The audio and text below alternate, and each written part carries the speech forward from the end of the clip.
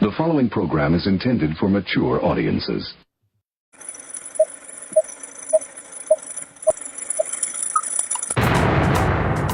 Rudy's Revelation.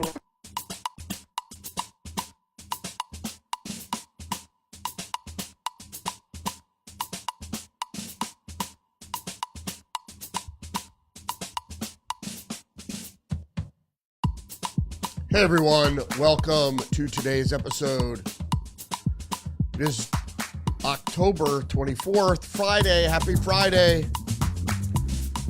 I hope we all have a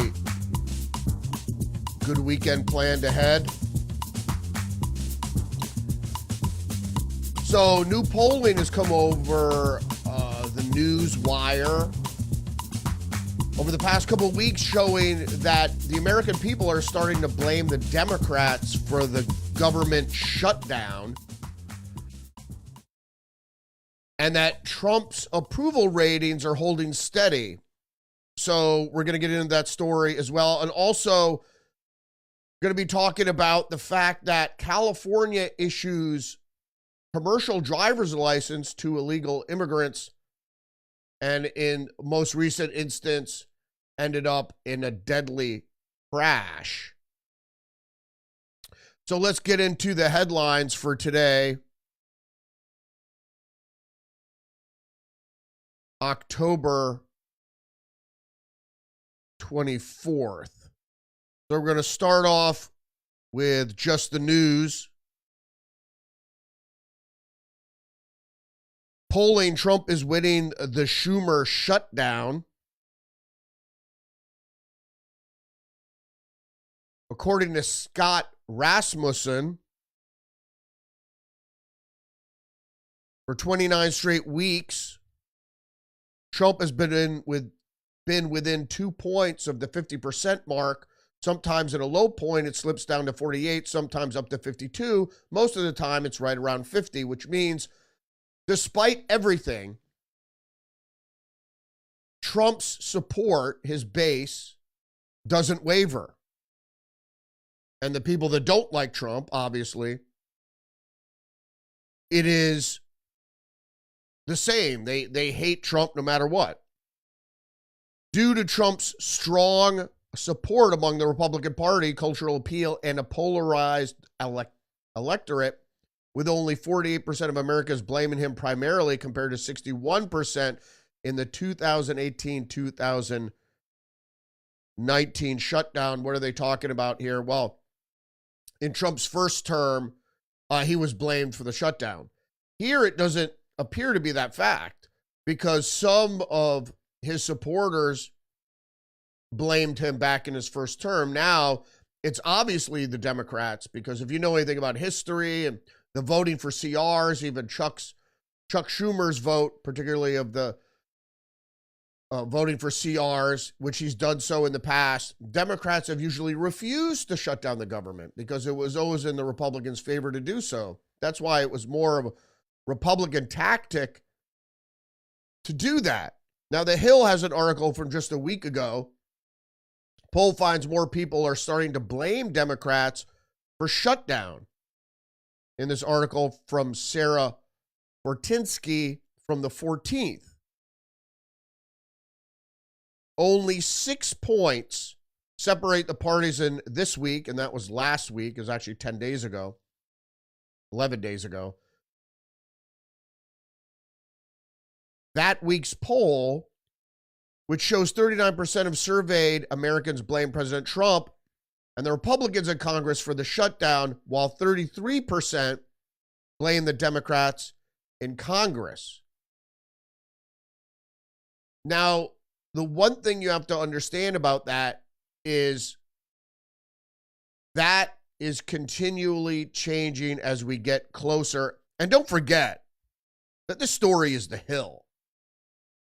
So, The Hill, like many other Washington online outlets, they don't have any sort of physical print publication. The places like The Hill, Axios, Politico, were instituted, they grew out of an existing Mockingbird media propaganda effort by domestic intelligence to shape public opinion. So if you're starting a Washington, D.C. news outlet, that's exactly what's going to happen. The only time you're going to get a fair assessment is if you have contrarians who are willing to go out on their own. Like we saw from Just the News, where John Solomon left the Hill because he believed the Hill wasn't allowing him to report the truth. And he went on his own and started Just the News, which I find reports not just from a conservative point of view, but realistically from a truthful point of view. If you know anything about propaganda, the talking points mirror one another. So you know it's not the truth. They get a memo, this is how you report the story, and that's how the story goes out. Any real journalist will get maybe a news tip, talking points, whatever, and then do his own investigation to figure out exactly what's happening. So a lot of the reason for the change in public opinion is because of folks like Democratic House Minority Whip Catherine, what the hell is her name? Catherine Clark. So the Federalist has this article. Top Democrats say Americans need to suffer so Democrats can have political leverage. Now, for people that don't pay attention to news and politics, this might not mean very much, but for people that are watching and who saw this interview with Catherine Clark, she was channeling the late Secretary of State, Madeleine Albright, who said, well, it's a difficult decision to make and people are going to suffer, but we believe it's the right decision. Now, the Democratic whip for the U.S. House of Representatives, Catherine Clark, said that American families are going to have to suffer through the Democrat-led government shutdown so the party can retain its leverage. She goes on to say, shutdowns are terrible, and of course, there will be families that are going to suffer. How could you even say that as a politician? We take that responsibility. You should just stop right there. We take that responsibility. But actually, her sentence was, we take that responsibility very seriously, but it is one of the few leverage times we have. So, and she said this on Fox News. Well, what do you think Fox News is going to do with that? She's not very bright. But it's one of these things, she's appealing to the Democratic diehard base who hate Trump. Well, people are going to suffer, but we need to do it because Trump's bad. The problem is ideology. Now, let's just go to the next article from the Post-Millennial. 70% of Dems support amnesty for illegal immigrants, a Rasmussen poll.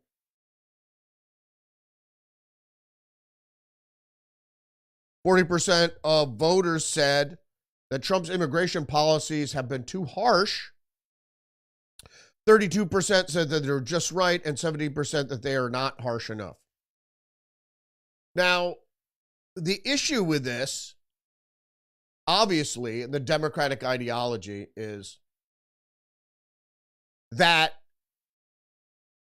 you, if you're a Democrat, a socialist, a liberal, whatever, you believe what you believe, that people that come here illegally, break the law, shouldn't be deported. Well, that's what the law is. There's this idea among Democrats, liberals, and progressives that if you're detained, really arrested, apprehended as an illegal immigrant, that you go to trial and that you're going to be, that it's some sort of prosecution for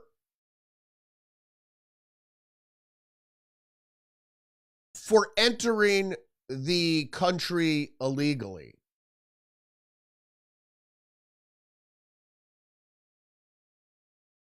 And unfortunately, that's not the case. You're not being prosecuted for entering the country illegally. The law is that people that entered the country illegally or that are residing here illegally are to be detained and deported. That's the law. So unless you can prove that you're residing here legally or that you entered the country illegally, usually if you enter the country legally, you're not residing here legally, that you could be freed. That's not the point. You keep hearing from Democrats and liberals, they're going around grabbing people off the street. They're racially profiling. First of all, not only is racially profiling legal, according to the Supreme Court, it's encouraged by law enforcement.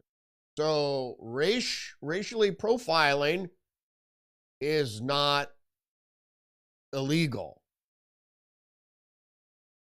So people don't know the law, really. So basically what happens if you're found to be residing here illegally by law enforcement, federal law enforcement, that's their job, ICE, you're going to be detained, apprehended, detained, and deported.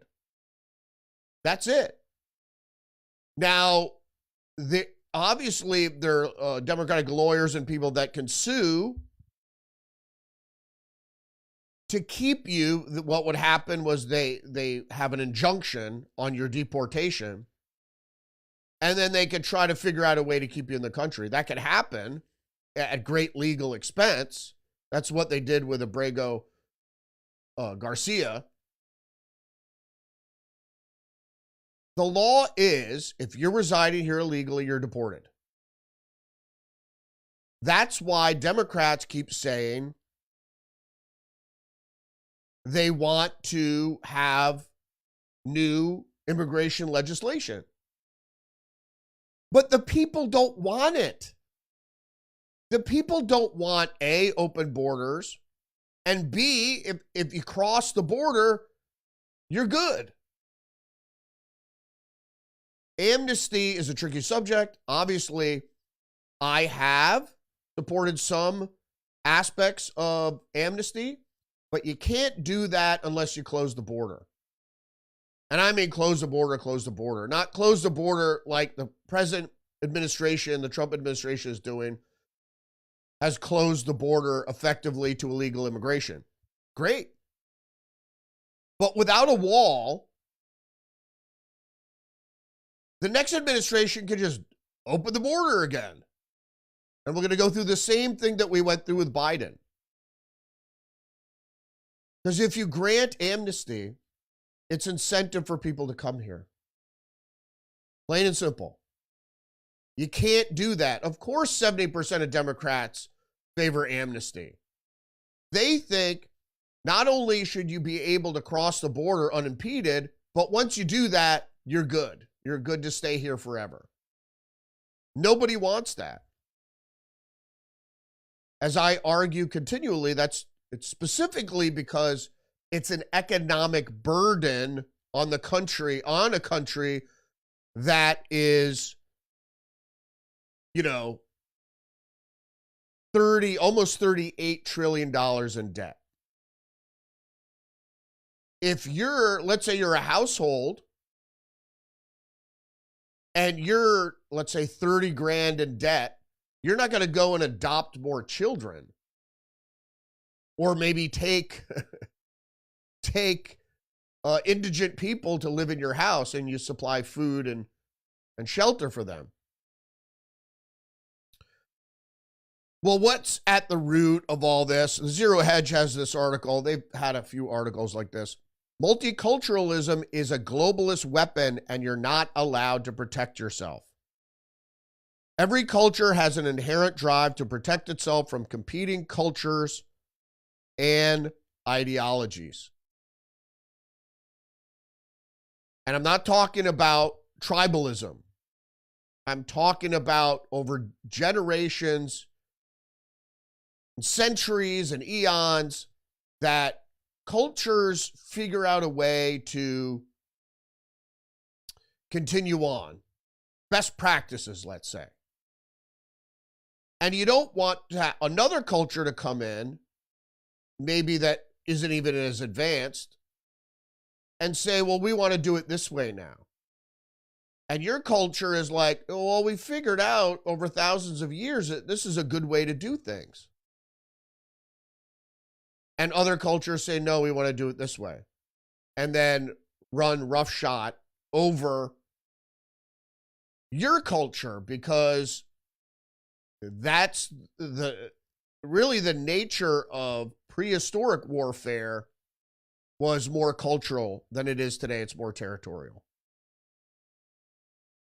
But culture, tribes were always inherent, and their culture, it was inherent for them to want to spread it as in territorial gains. They take over territory, then they establish their culture there. Every culture has an inherent drive to protect itself from competing cultures and ideologies. We have learned over thousands of generations that culture is not just a social expression. It is a carefully crafted fortress protecting us from being invaded and destroyed by hostile forces seeking to take away what we have created. As I mentioned before, best practices. Homogeneous culture helps to maintain the values that keep our society safe, industrious, and stable.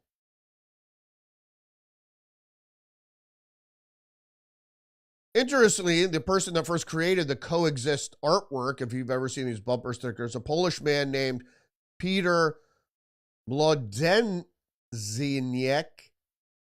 was a staunch proponent of Polish independence from the Soviet Union. The guy who promoted coexistence, but even he couldn't tolerate communists. It would seem that some ideals were mutually exclusive. Some spaces cannot be shared by certain beliefs.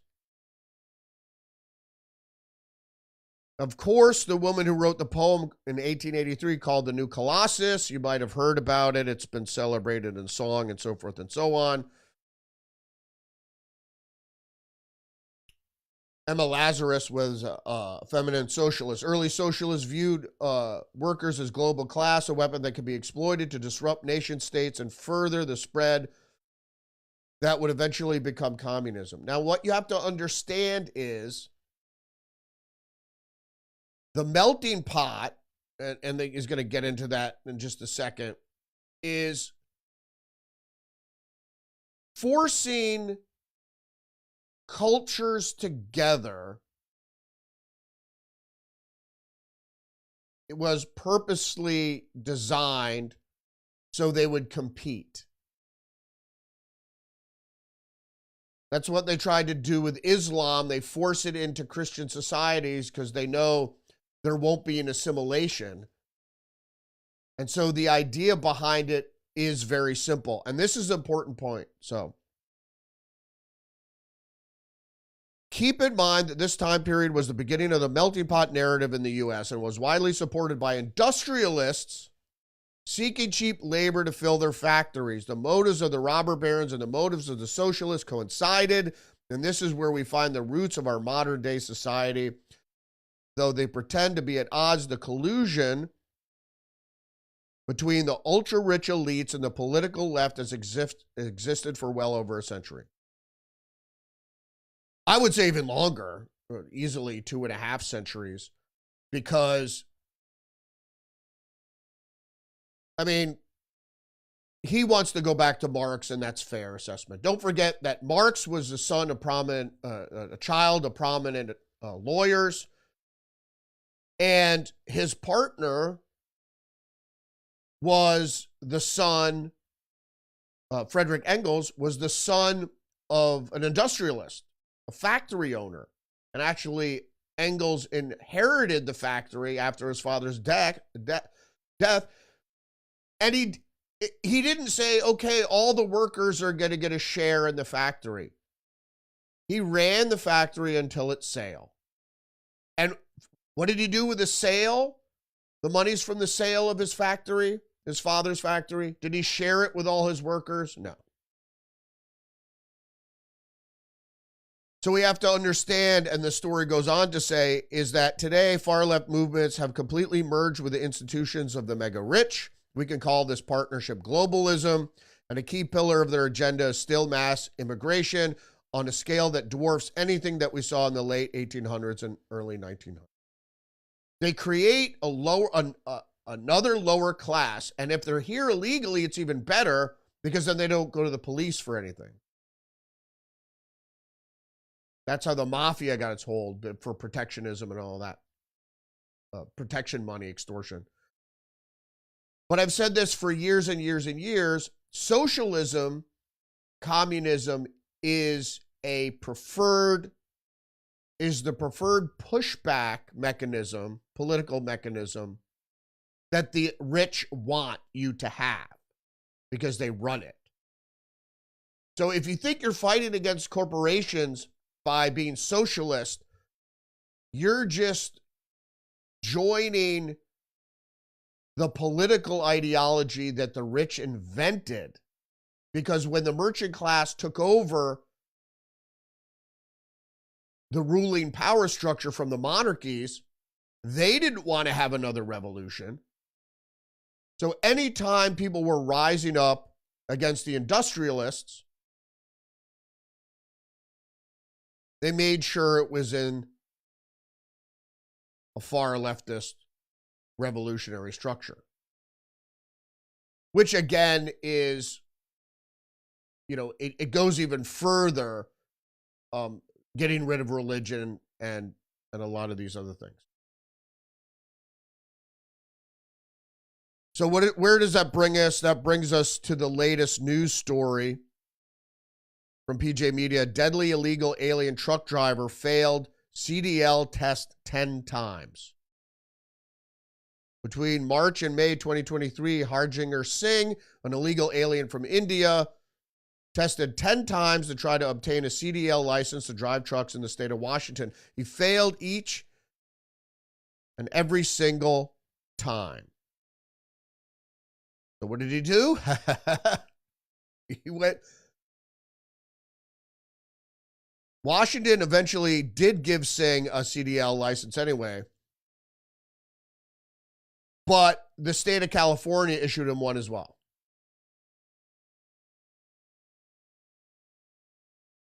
Newsweek has the headline, the Supreme Court could make a major ruling against illegal migrant truck drivers. This is just from 2 days ago. So what's happening isn't lost on the legal system. It's lost on Gavin Newsom, who tried to blame Trump for the illegal truck driver crash. The issue is, and this happened in Florida as well, so it's not just relegated to blue states. What happened, and this is Trump actually, I believe, put a law in place just recently that forbids even legal foreign residents from obtaining CDLs. The reason being is that those jobs should go to Americans, obviously. So he's being sued. The Trump administration is being sued for this by other groups, and I'm going to get to that article in just a second. Just the news, 2 national public employee unions sue Trump over immigrant driver's license crackdown. The American Federation of Teachers and the American Federation of State, County, and Municipal Employees filed a petition for review against the Federal Motor Carrier Safety Administration. The employee unions challenged a rule implemented by the Department of Transportation Secretary Sean Duffy, restricting foreign individuals from receiving commercial driver's licenses.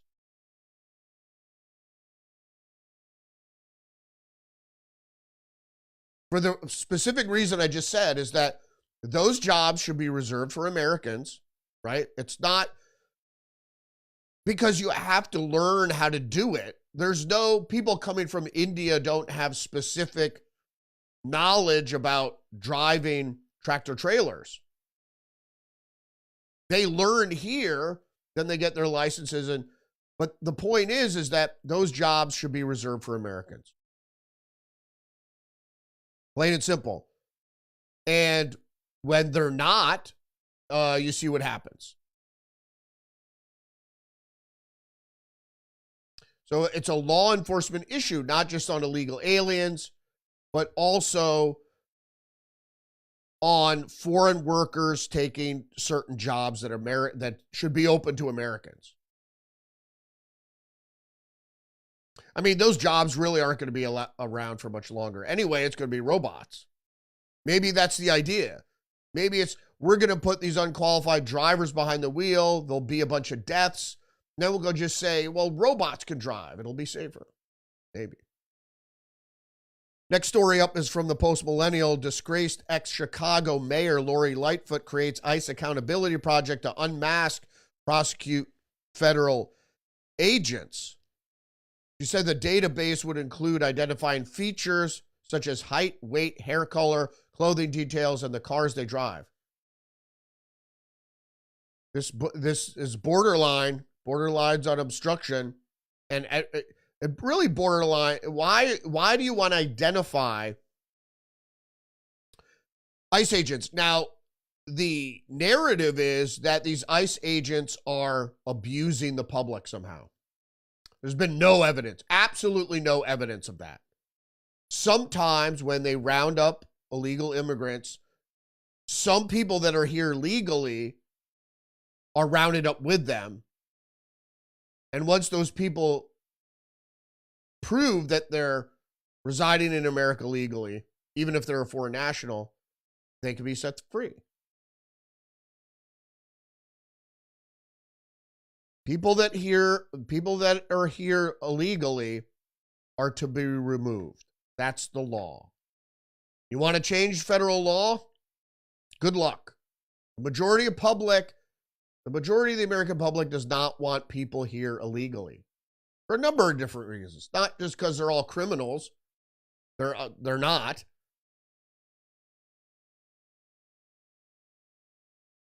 But you need to have accountability in terms of the sovereignty that the nation state is supposed to enjoy. In other words, foreign nationals just can't come and go as they please. Fox News has the headline, Attorney General Pam Bondi puts ex-Chicago Mayor Lori Lightfoot on notice over her vow to unmask ICE agents. Former Chicago mayor creating nonprofit to track and expose federal immigration officers in real-time portal. I mean, this article, I'm sorry. This, of course, of course, the Attorney General, if blue states or people within blue states, especially politicians in blue states, want to defy federal law, they should be warned, right? It's not up to you to decide whether or not federal law can be usurped. It's the supremacy clause. That's why then it was so important for Biden or even Trump at this point to just take the marijuana laws and put it back down to the states. So there'd be no federal law against marijuana. It's just whether the states want to deem it illegal or legal, or just legal for medical use and not legal for recreational use or what have you. Because realistically, the feds can go in, the DEA could go in and bust people for smoking marijuana, and I don't think that's right. So to give the supremacy clause more credence, I think some of these sticky situations should be undone. And it's the basic cultural conservatives that are trying to stop that.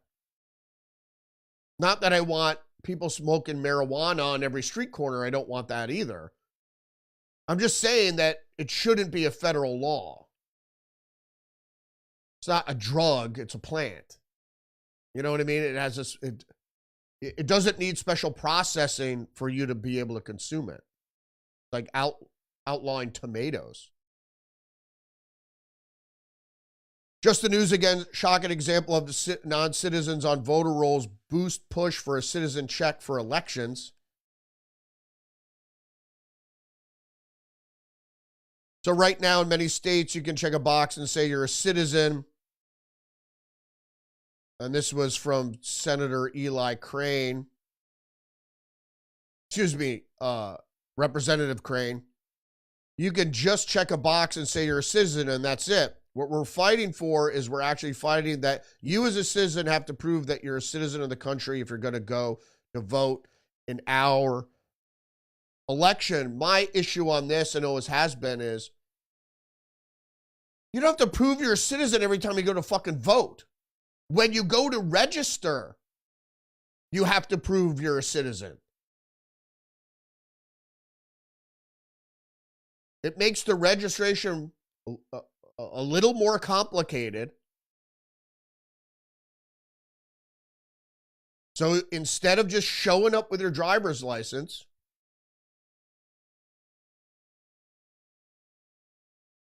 you have to show up with your birth certificate or a passport, either or. So no more driver's licenses for registering to vote. Passport or birth certificate. So you don't have to bring those things every time you go to the polling place. You know what I'm saying? So, and that would also keep non-residents from voting. Non-residents. Non-legal residents. No. Non-residents. Sorry. it's getting colder now and I need more coffee. Non-citizens shouldn't be able to register to vote, period. For anything. Municipal, state, whatever.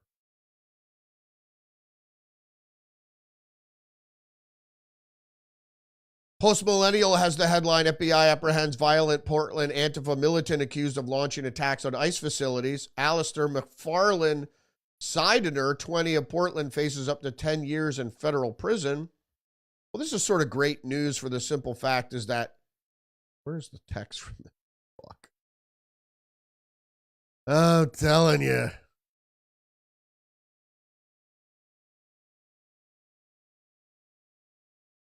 So I had text from this, just hold on.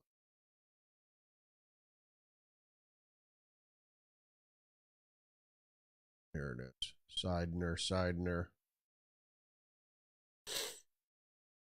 So this kid, you know, and people are like, he's not a kid, he's 20 years old.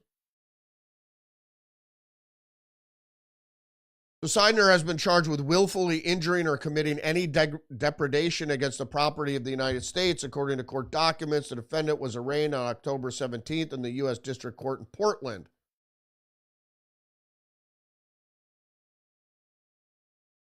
Judge Yuli Yimyu Judge Yuli Yimyu ordered Seidner's release from custody, of course, pending court proceedings despite his history of extreme acts of violence committed at Antifa direct actions in recent months. Anarchist. Seidner is also being prosecuted by the Multnomah County District Attorney's Office for a series of alleged criminal offenses committed on the same day he reportedly damaged the ICE surveillance cameras.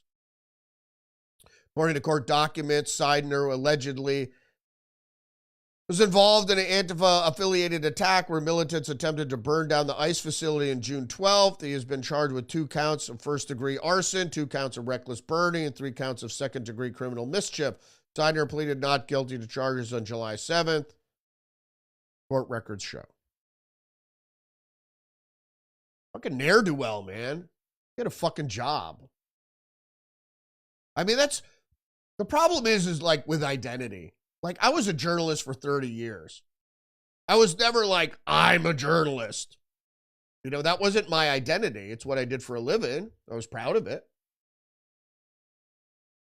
But that wasn't my identity. I'm me. I'm a human being. I'm much more than just a journalist. You know, much more than just a man, sort of thing. But people start identifying with what it is they do. And then they're like, you know, so you want to be successful in what you do. So if what you do is being an anarchist, you know, you keep ratcheting up your actions. So in January, Seidner was arrested by the Portland Police Bureau for his role in the Rose Antifa inauguration attack in downtown Portland. He was booked into Multnomah County Jail on January 21st on charges including criminal mischief and resisting arrest. Seidner was quickly released from custody again. On August 8th, Seidner was convicted of second-degree criminal mischief after pleading guilty to a plea deal which dismissed the charge for resisting arrest. Multnomah County Judge Leslie Bottomley sentenced Seidner to 1 day in jail. And again, we're going back to the broken windows thing, and I'm going to get to some more on that in just a second. That here you have a young man, only the age of 20, who has, just in this year alone, racked up a dozen charges. Caught a case, as they say on the street. Got caught 12 cases. What the fuck, dude? And then the Northwestern culture, judicial culture, says, you know what? He's just a kid. You know how kids are. Broken windows. You want good lifestyle for the people in your community and for the people, the perpetrators. You need to punish them first off. You know, if you're a juvenile, it's a different story. You can get accelerated rehabilitation, all these things, that's fine. But if you're an adult, you go, okay, one time, you might get a slap on the wrist. But if the criminality continues, you got to go to fucking prison. Or 6 months of jail, something. So Seidner faces 10 years in federal prison for his alleged role in damaging ICE. Good. I hope he will never, he faces up to, he will never get 10 years in prison. He probably will serve no jail time. But hopefully he gets probation. And Andy No is saying that a criminal case, been catching this guy, caught a case, has been filed against a serial violent Portland Antifa rioter I reported on previously. He's been convicted as being an Antifa terrorist in state court before. This guy is a repeat offender. And he's a celebrated member of Antifa, and Antifa exists. More from Just the News. Democrat New Jersey governor nominee faced ethics complaint in Congress for making disproven J6 allegations. So Mikey Sherrill, the Democrat nominee for New Jersey governor who is battling allegations over a military academy cheating scandal, because her big thing is like, I was a military helicopter pilot, but she cheated in a military academy. Also faced a congressional ethics complaint in 2021 for tarring a fellow lawmaker when she served as representative for New Jersey. For tarring a fellow lawmaker with allegations later disproven by Capitol Police. So basically, this has to deal with what they were calling a scouting mission. They said that certain Republican members of Congress allowed rioters into the Capitol the day before for a tour, saying they were planning the attack. So they were giving these people private tours before the attack and tried to link it to the attack or the riot. There was no shred of evidence to suggest that. They were people that were attending the rally. They got there the day before. They wanted to have a tour of the Capitol. Okay. There was no evidence suggesting that these people, matter of fact, there is no evidence whatsoever that any of the people that entered the Capitol had planned to enter the Capitol before that day. None. The only people that obviously were planning to go into the Capitol are people like Ray Epps, who were telling people, you got to go in to the Capitol, not go to the Capitol, got to go into the Capitol. And he was saying this shit even before Trump spoke at the other end of the mall. Most of the reason people went to the Capitol is there was going to be another rally there at the Capitol. Fox News' Josh Hawley turns tables on CNN reporter when asked if Trump White House renovation is destroying history. The Missouri senator cites statue destruction during George Floyd riots as evidence of the left's inconsistent historical preservation stance. It's just bullshit. Other presidents.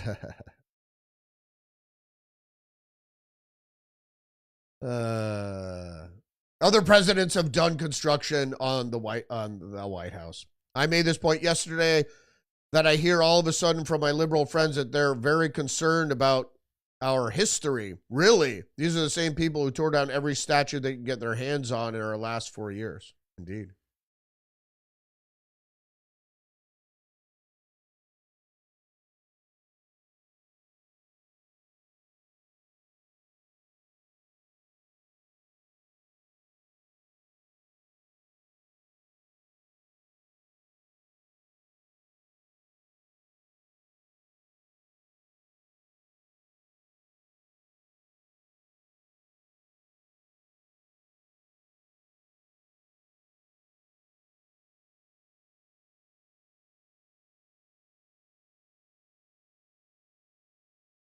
Shit. Sorry about that.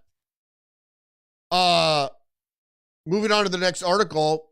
Post-millennial Senator candidate Graham Plattner leads Maine Governor Janet Mills by 34 points among Democrats. They're both running for the Senate seat that's going to be vacated by Susan Collins, who is a weak Republican. Or no, excuse me. This is for the Democratic primary to run against Susan Collins, who is the weak Republican senator from that state. I doubt Susan Collins will lose, but I think she should be primaried by someone better. But the Graham Plattner thing, is at issue lately because this is the guy that had the Totenkopf tattoo, which is the death's head, the skull and crossbones. But the style of the skull and crossbones was the SS Totenkopf.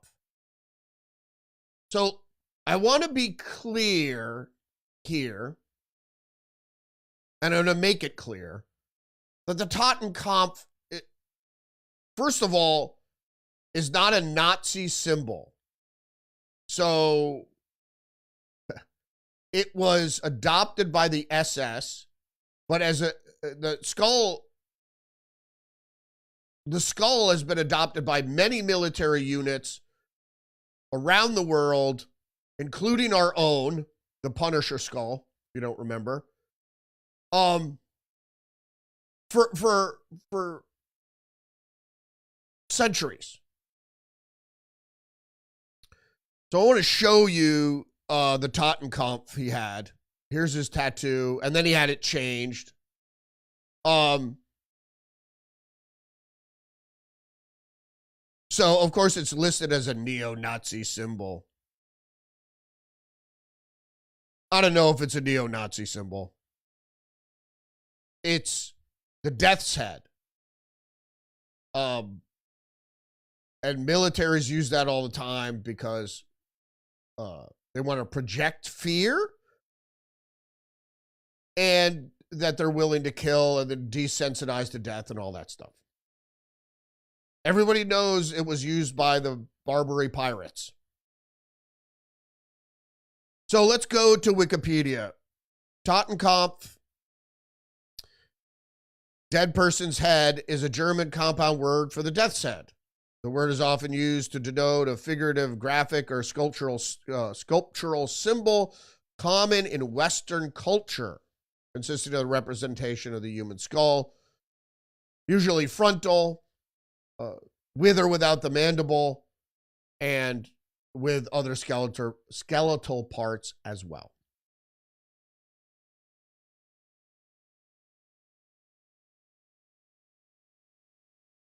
So there you have the picture from the Totenkopf from an SS officer's hat.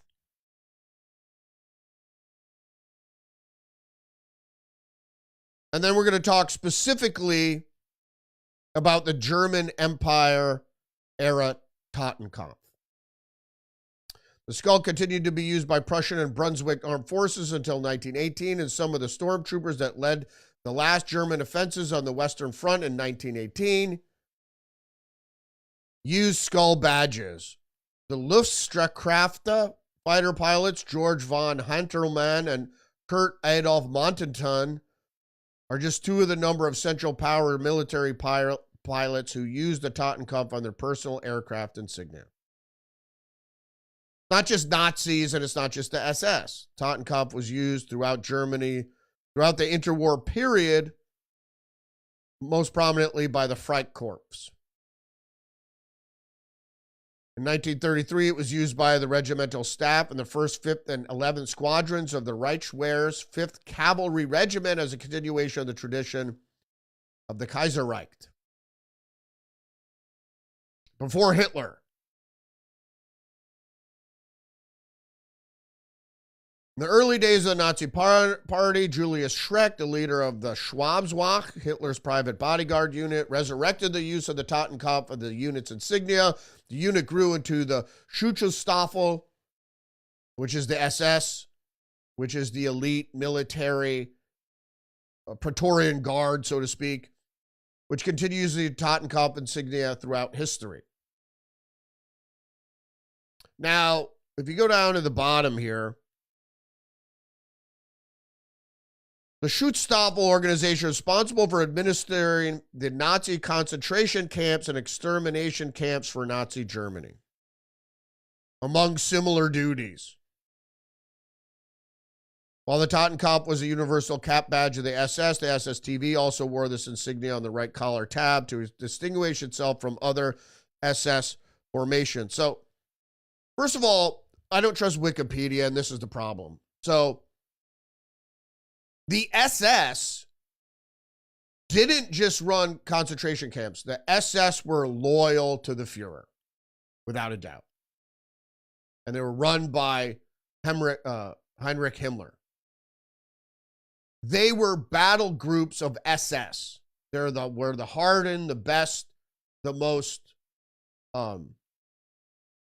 allegiant of the fighting forces Germany had. But Germany had other fighting forces. They weren't all Nazis, right? They had the Luftwaffe and the Weimar regular national army troops. Let's go on now. The Totenkopf was also used as a unit insignia for the panzer forces of the German Heer Army, also used by the panzer units of the Luftwaffe, those including those elite Faschler Panzer Division of Hermann Goering. All right. Both the 3rd SS Panzer Division and Waffen-SS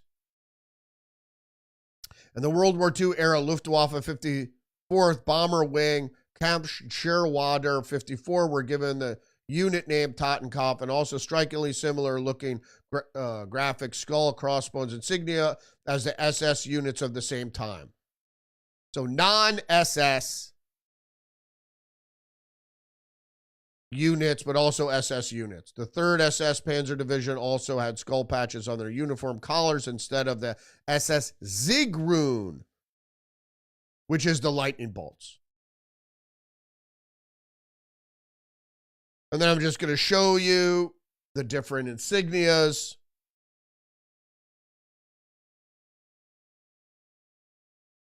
German Panzer.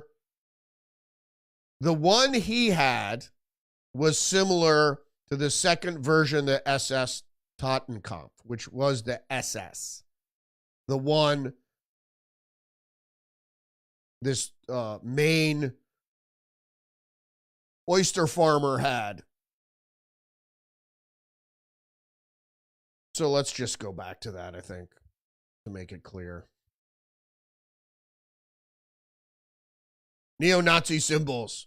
So he had that, which was the Panzer version, which is different than, slightly different than the SS version. They're both SS versions. But just to make clear, and I don't care either way, but I happen to be a student of German World War II history. So, first of all, it's not a Nazi symbol per se. It's an SS symbol. But the Totenkopf, the death's head, has been used in Germany for some time in different iterations, way before Nazis, way before the SS. And also in other Western forces, as I said before, you had the Punisher skull, and even other special forces use the death's head too. So let's not get our panties in a bunch. Not that I approve of this guy. What should be really disqualifying was the video of him naked in a bar lip syncing to Taylor Swift. That should bar him from running immediately. He's just another crazy Democrat. Speaking of crazy Democrats, and the guy was a Marine. You know what I mean? So he was in the armed forces, so he has a death's head put on. Probably should have got the Punisher skull, but that's really reserved for Navy SEALs for the most part, but I don't want to digress too much. Next article from the Post-Millennial. Jasmine Crockett says it would be a karma if she runs for Senate after Texas redistricting threatens her congressional chances. Excuse me. Crockett says it would be karma if she runs for Senate. Why would it be karma if she runs? That doesn't mean she wins. After Texas redistricting, and you know there was a little bit of hullabaloo regarding the redistricting that's going to threaten her congressional chances. Of course it will, because the only reason she won is when Democrats redistrict her district that allowed her to win. And I went over this last week where it's like they draw the crazy districts to get a bunch of people of color in a district that traditionally vote Democrat in a district that encompasses Republicans.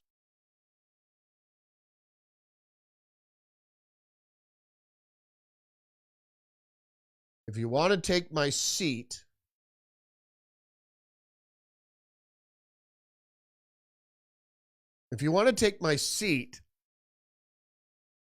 of 766,000 away, I feel like there has to be some sort of karma in that to where I take your seat that is for 3 million away, 30 million away. So I guess she's referring to her congressional seat representing almost 800,000 people to a Senate seat that represents 300 million. Let's be clear. A Senate seat, as a senator, you represent your state, the state government.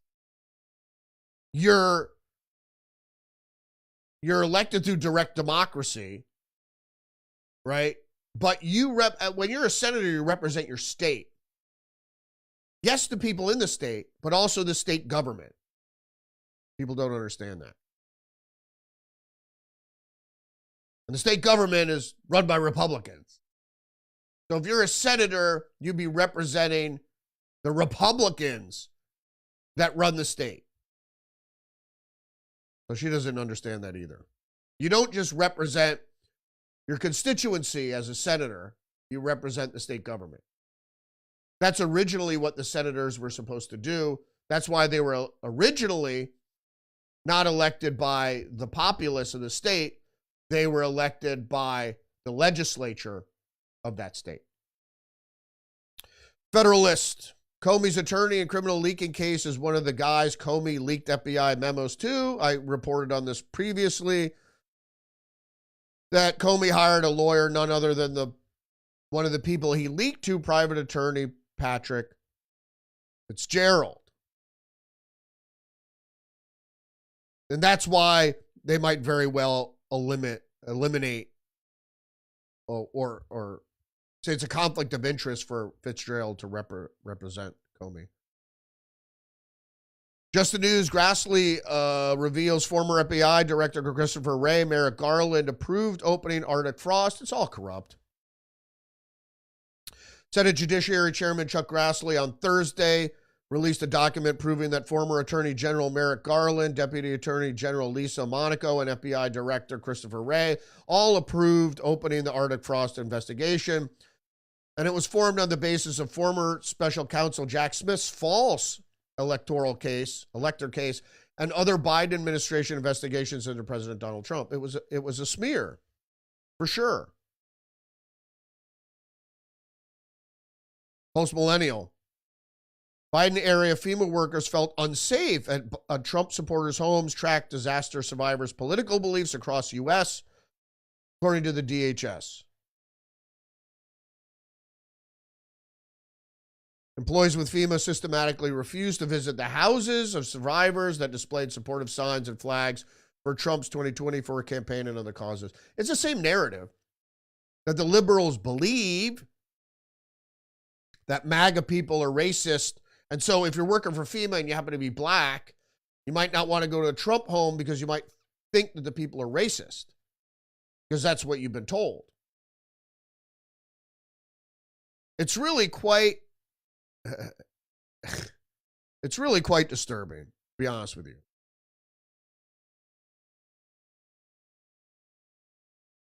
It's the same white supremacy narrative that doesn't really exist. I'm not saying that they aren't racist people. Sure, they might be. My problem is that you paint with a broad brush people in an effort to demonize. It goes back to Hillary Clinton, deplorable comment, and then it has cascaded on down the line continually until we're the point now we have people making the symbolic gesture of cutting the throats of their political enemies. Or in some cases, even people openly threatening people that are conservative or Republican or whatever because they believe they're racist. Like what happened to Charlie Kirk.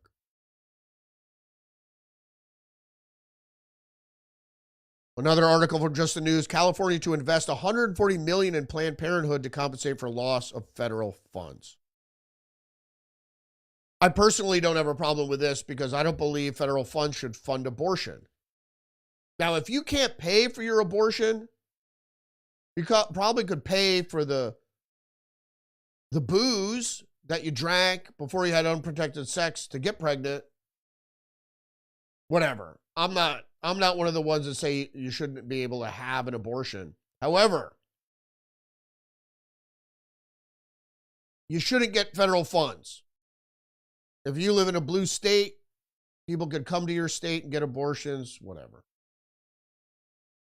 The way the California is looking at it is we're supporting an industry. They pay, I guess, Planned Parenthood pays taxes.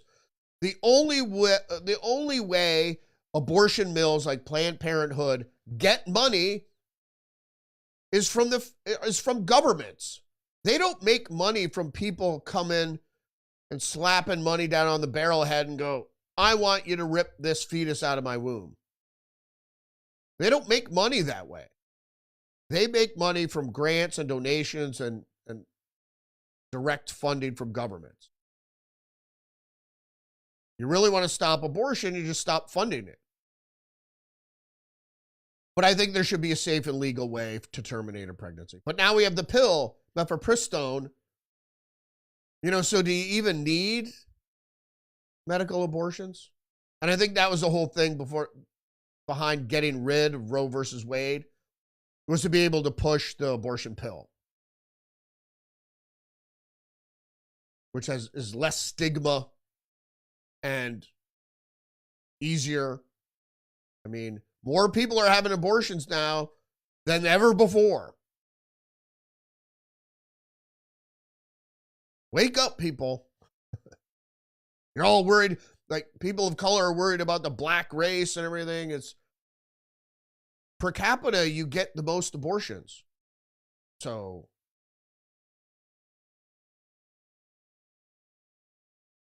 Mediaite has the article, Barry Weiss eyes Fox News star Bret Baier to anchor CBS Evening News. Wow.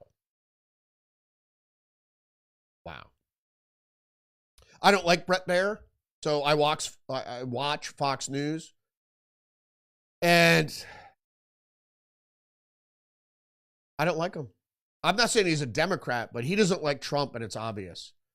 And he always gives airtime for liberals to spout their nonsense. Now, he did well with Fetterman. He did well with Kamala Harris. I'm not saying that he's not a bad anchor. I just think he doesn't report the news fairly, particularly when it comes to Trump.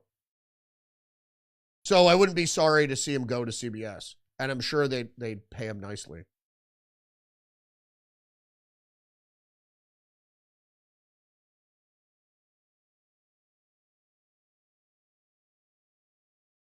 New York Times article, companies have shielded buyers from tariffs, but not for long.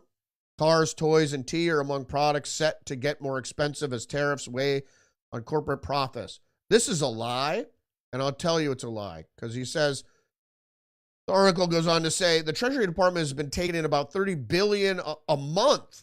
$30 billion a month in customs duties. On paper, American companies pay those bills when their products enter the country. That's not true. But figuring who ultimately absorbs the cost is more complicated. Indeed, it is, and they lie or they conflate the truth about this. Companies had passed along 37% of new tariffs to the consumers. Not true. Forced 9% onto their suppliers. Nope. And absorbed 50% through August, according to Goldman Sachs. No. Goldman Sachs doesn't want tariffs, obviously. The reasoning behind this is that companies have not passed 37% of new tariffs onto consumers their suppliers, the people that, not the people that import, the people that export into the country face the tariffs. Hold on a second.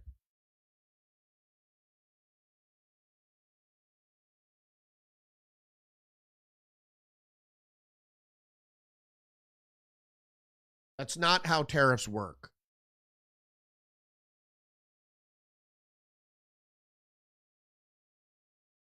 Tariffs penalize countries that export goods to the United States. Doesn't matter who's importing those goods or who those goods eventually go to. It's the country or the nation state that's responsible.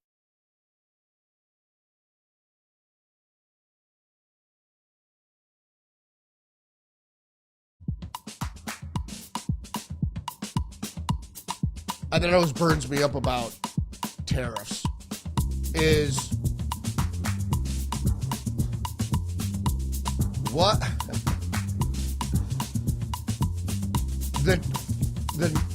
the nations that ship stuff into the U.S. are tariffed. Will the exporter, the exporting nation, will they pass that on to American companies that are doing the importing? Sometimes not. China doesn't always do it. And then if that happens, will the company, the importing company, absorb that cost that is passed on by the exporter? And if they don't absorb it, will they pass it on to the consumer? There are a lot of factors in there, and that's why even the New York Times says it's complicated.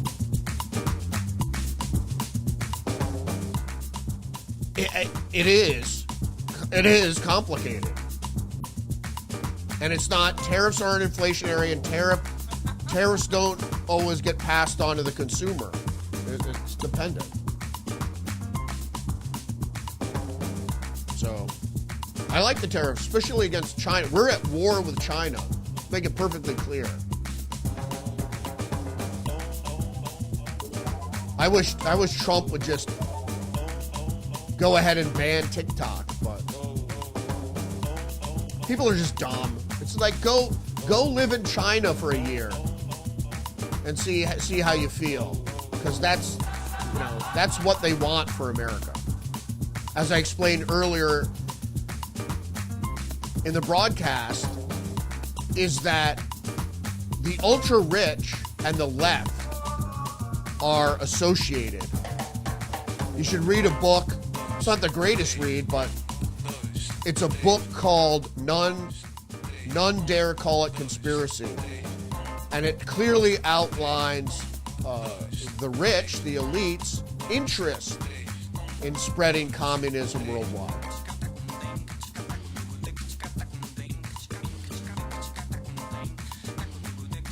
Thanks for joining me today. Don't forget to engage the channel, like, subscribe. I'm having a couple difficulties here.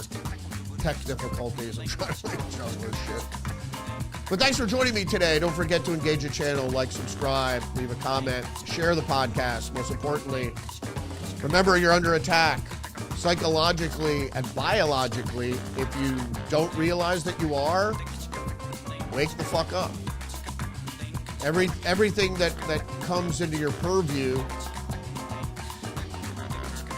has the ability to affect you psychologically and your point of view. And also biologically, everything you breathe, eat, and drink can make you healthier or make you sicker. Or in some cases, if it calcifies your pineal gland, it can separate you from spirituality. So you are under attack. Join me every day, Monday through Friday, 10 a.m. on Rumble. Have a great weekend. And I'll see you next week. Respect.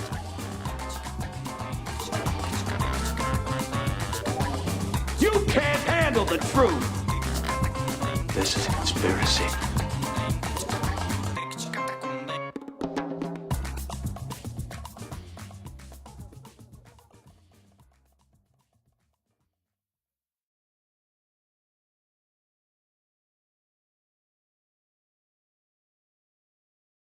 I'm an American. I have rights.